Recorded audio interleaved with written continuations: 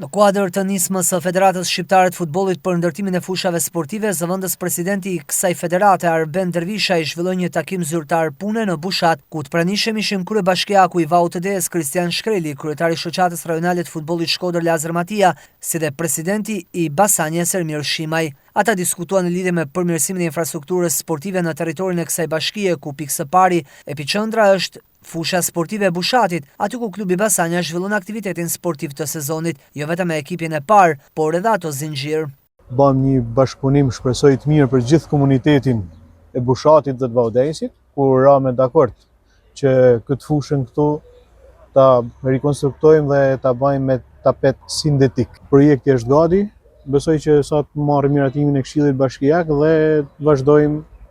punimet. Është një bashki me një buxhet vogël, por nga dashamirësia që kemi për futbollin, patjetër që do të bëjmë maksimumin që të arrisim dhe të zhvillojmë sa më shumë sportin në bashkinë tonë. Kishte ditë e javë që punojshim për këtë ditë, domethënë edhe u realizua një takim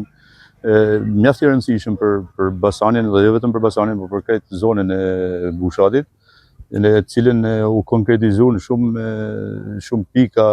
të cilat kishim diskutuar. Dhe besojmë se shumë shpejt këto gjëra do të konkretizohen edhe me investime në terren, domethënë edhe kjo besoj se është një ditë e bukur për sportin e zonës dhe jo vetëm. Bushati dhe